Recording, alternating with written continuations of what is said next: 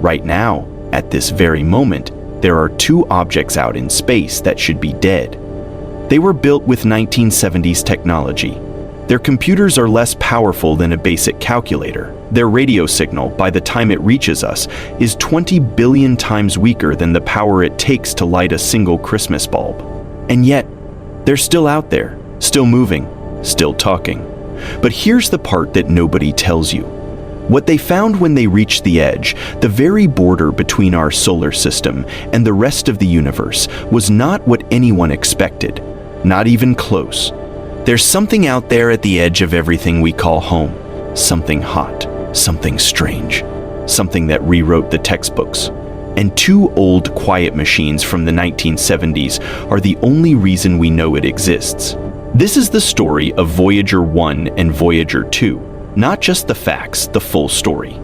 Where they came from, what they saw, what they found, and what their silence will eventually mean for us. Stay until the end, because the last thing I'm going to show you isn't about space. It's about you. The year is 1964. A 28-year-old aerospace engineer named Gary Flandreau is sitting at NASA Jet Propulsion Laboratory with a stack of orbital charts. His job? Find the most fuel-efficient paths for future spacecraft. What he discovers instead changes everything. He notices something that has never been noticed before. In the late 1970s, the four giant planets Jupiter, Saturn, Uranus, and Neptune will line up in a configuration that only happens once every 176 years. 176 years. The last time this happened, the steam engine had just been invented. And Flandreau realizes, if you launch a spacecraft at exactly the right moment, you can use each planet's gravity like a slingshot, whipping the probe from world to world without burning extra fuel. A grand tour of the outer solar system on a single tank. The window to do this? It opens in 1977. And it doesn't wait. NASA is interested but cautious. The space budget is shrinking. The Apollo era is winding down. The agency can't afford a massive flagship mission to all four planets. So the engineers do something clever. They design two smaller spacecraft, officially for a Jupiter-Saturn mission only, but secretly, quietly, they build them tough enough to go further. They build them for Jupiter and Saturn, but they dream of Neptune. How do you build something that lasts 50 years in space? This is the engineering question nobody fully asks, so let me answer it. The biggest problem in deep space isn't cold. It isn't radiation, though both matter. The biggest problem is power. Because far from the sun, solar panels are useless. The sunlight out by Jupiter is already 25 times weaker than on Earth. By Uranus, it's almost nothing. So Voyager runs on nuclear power. Each probe carries 3 small generators filled with plutonium-238, a radioactive material that slowly decays and releases heat. That heat is converted directly into electricity. No moving parts, no fuel to burn, just steady, quiet atomic warmth. The genius is that plutonium-238 decays slowly and predictably. Engineers in 1977 could calculate exactly how much power Voyager would have in the year 2020, and they were right, but that power is fading, a little less each year. And that countdown, that slow, inevitable dimming, is part of what makes this story feel so human. The spacecraft also carry redundant everything: 2 computers, backup radios, spare gyroscopes, systems that can be turned off to save power and reawaken decades later. Because the engineers knew, out there, no one is coming to fix anything. If something breaks at 15 billion kilometers from Earth, the only tool you have is your mind. August 20th, 1977. Voyager 2 lifts off from Cape Canaveral, Florida. Not Voyager 1, Voyager 2 goes first. They named them based on which one would reach Jupiter first, not which one launched first. A small, delightful quirk of history. 16 days later, September 5th, 1977, Voyager 1 follows. 2 spacecraft, 2 trajectories, 1 mission. On that launch day, the engineers at JPL watched a monitor as the signal from Voyager 1 grew stronger, then settled a clean, clear ping from space. It was working. The gamble was on. What I want you to imagine right now is the people in that room. They don't know yet that these machines will still be flying in 2025. They don't know what Io looks like from up close, or that Europa might hide an ocean, or that the edge of the solar system has a wall of fire. They just know they built something good, and they let it go. The first destination. Jupiter, the largest planet in the solar system. A world so big that all the other planets could fit inside it, and there would still be room. Scientists thought they knew Jupiter fairly well. The Great Red Spot, the bands of clouds, the 4 large moons Galileo had spotted through his telescope back in 1610. They were wrong about almost everything. The atmosphere is alive when Voyager's cameras started returning images during the approach. The scientists leaned forward in their chairs. The atmosphere wasn't just banded, it was a living, churning engine. Storms the size of Earth spinning in every direction. Cloud structures so intricate they looked hand-painted. The Great Red Spot, which everyone had seen in textbook pictures, revealed itself as a 3-dimensional vortex, a hurricane that has been spinning continuously for at least 350 years. 350 years. It was already raging when Isaac Newton was writing his laws of gravity. Io. The shock of the mission, but the biggest shock wasn't Jupiter itself. It was one of its moons. As Voyager flew past Io, a moon roughly the size of our own, a mission scientist named Linda Morabito was processing navigation images and noticed something unusual on the edge of the moon, a plume. A faint umbrella-shaped cloud rising hundreds of kilometers above the surface. A volcano, an active volcano, on a moon.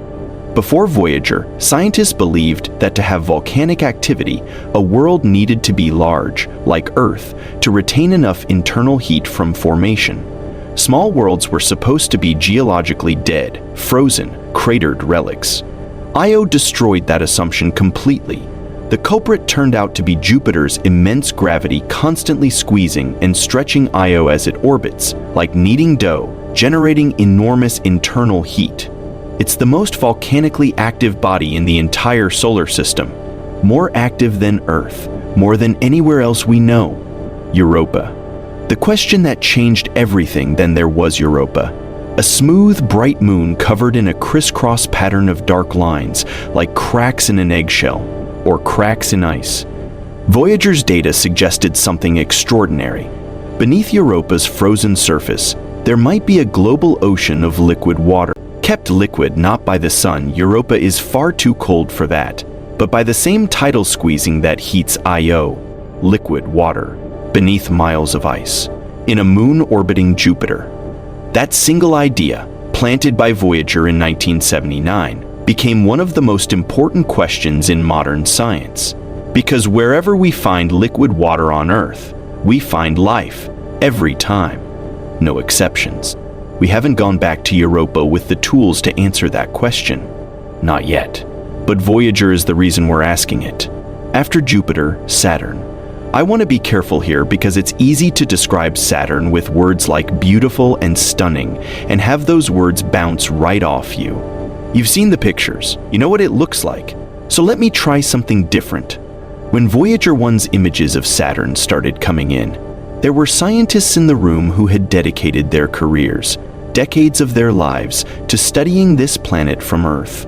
And when they saw the rings up close for the first time, some of them cried, not from sadness, from the specific emotion you feel when something you have imagined your entire life turns out to be more real, more complex, more overwhelming than you ever prepared for.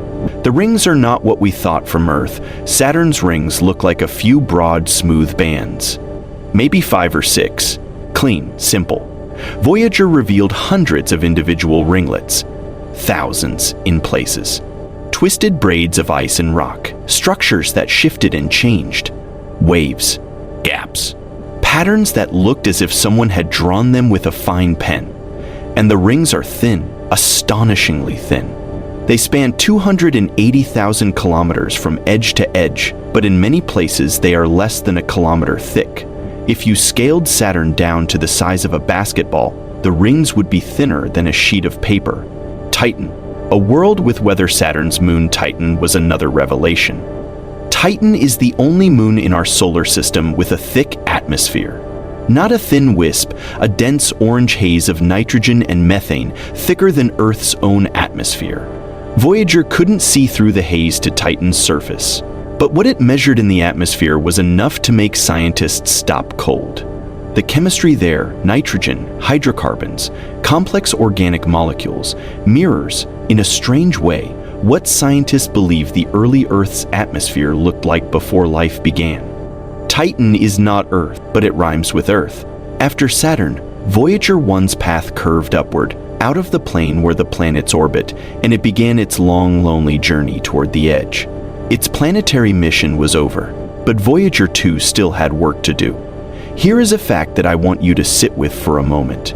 The images Voyager 2 took of Uranus and Neptune in the 1980s are still the only close-up images of those planets that exist.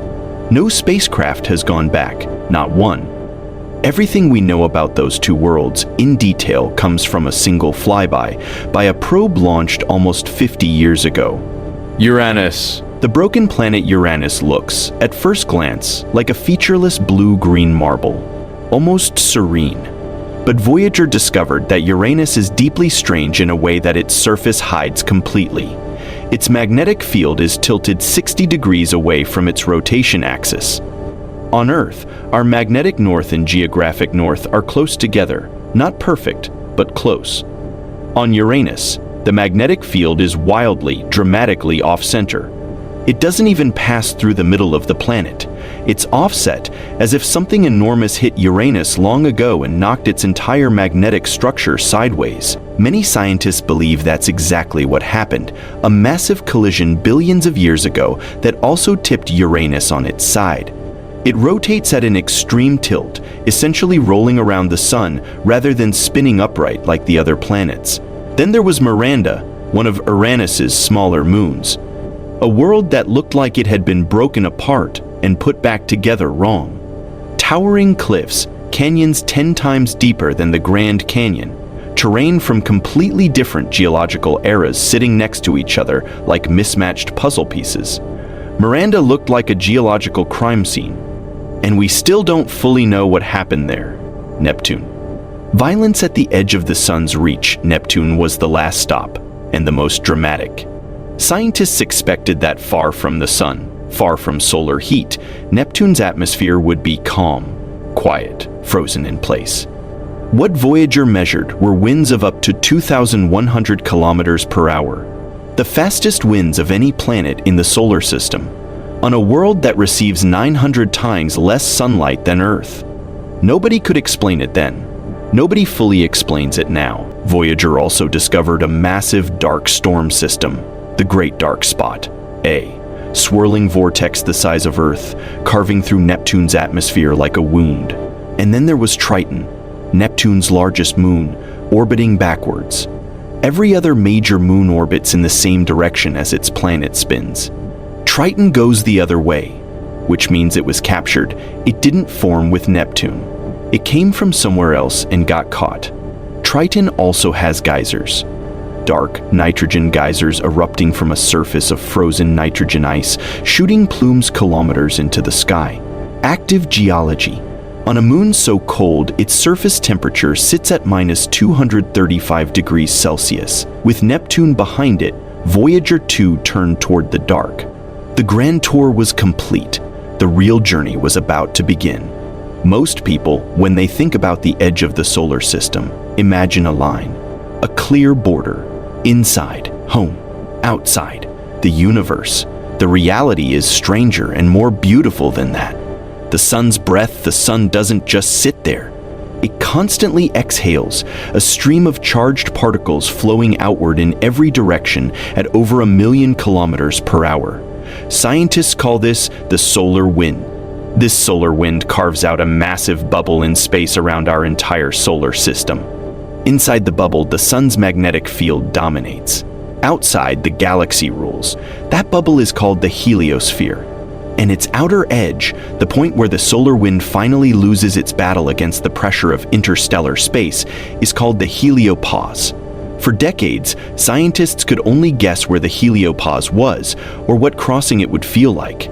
Voyager was going to answer that question, but it took decades of travel to get there. The wall nobody predicted before reaching the heliopause, both Voyagers detected something that was not in any model, not in any prediction, not in any textbook, a region of scorching heat. The temperature in this zone reached between 30,000 and 50,000 Kelvin. To understand that number, the surface of the Sun, the surface, is about 5,700 Kelvin. This wall of heat at the edge of the solar system is up to 9 times hotter than the surface of the Sun itself, and it exists in near complete vacuum, space so empty that the hot particles almost never touch each other, which is why the Voyager probes weren't destroyed. Temperature and a vacuum and heat transfer are different things. But the energy is real. The wall is real. Nobody had predicted it. Nobody had modeled it. It simply appeared in the data. Scientists believe it forms where interstellar hydrogen atoms, streaming in from the galaxy, slam into the outgoing solar wind and get energized. But the exact mechanism, still debated, still unsolved. Crossing over on August 25, 2012, after 35 years of travel, Voyager 1 crossed the heliopause. The solar particle count dropped sharply. The cosmic ray count surged. The magnetic field shifted. It was in interstellar space. For the first time in human history, something we built had left the Sun's domain entirely. Voyager 2 crossed in November 2018, at a different point, at a different moment in the solar cycle, and found something that should have been different but wasn't. The two probes hit the heliopause at almost exactly the same distance from the Sun. Scientists expected the boundary to move as the Sun's activity fluctuated, like a lung expanding and contracting with breath. The fact that both crossings happened at nearly the same distance, despite very different solar conditions, is something researchers still cannot fully explain. And beyond the heliopause, in what should have been the clean, undisturbed interstellar medium, both probes found turbulence. A chaotic mixed region that is neither fully solar nor fully galactic. A no man's land between worlds. We didn't know that existed either. The Voyagers are dying. Slowly, but certainly. Each year, their power output drops a little more. NASA engineers have spent years carefully switching off instruments one by one. Not because they've failed, but to conserve power for the ones that still matter most. The communication is almost unbearably slow. A signal from Voyager 1 travels at the speed of light and still takes more than 22 hours to reach Earth. A command from Mission Control takes another 22 hours to arrive. A question and answer takes nearly 2 days. There have been moments of crisis. In 2023, Voyager 1 suddenly began sending back garbled data, numbers that made no sense. Engineers spent months carefully analyzing the signal from 24 billion kilometers away, sending commands, waiting 2 days for each response, debugging a computer glitch in a machine older than most of their careers. They fixed it, from 24 billion kilometers away, using technology from the 1970s. Scientists estimate that sometime in the late 2020s, the power will drop below what's needed to run even a single instrument.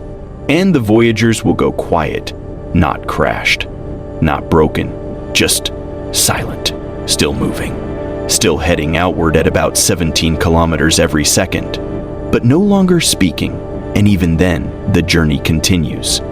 In about 40,000 years, Voyager 1 will pass within 1.6 light-years of a star called Gliese 445. In about 296,000 years, Voyager 2 will pass close to Sirius, the brightest star in our night sky. These machines will outlast every building humans have ever built, every language we have ever spoken, every civilization we have ever raised. Each Voyager carries a golden record. A 12-inch gold-plated copper disc with a needle to play it and instructions etched in the metal for how to decode it. On the record, music from 27 cultures. The sound of rain, wind, surf, crickets, footsteps. A mother's first words to a newborn child. Greetings in 55 human languages. Brainwaves recorded from a young woman thinking about love. A diagram showing where our sun is located relative to 14 pulsars, galactic landmarks that any spacefaring civilization could use as a map. The record was not designed as a message to aliens, exactly. The scientists knew the odds of anyone ever finding it were astronomically small. Carl Sagan, who led the effort to create the record, described it as a message in a cosmic ocean, tossed out knowing it may never be found. But the act of making it mattered, because the golden record forced humanity to answer a question we rarely ask ourselves.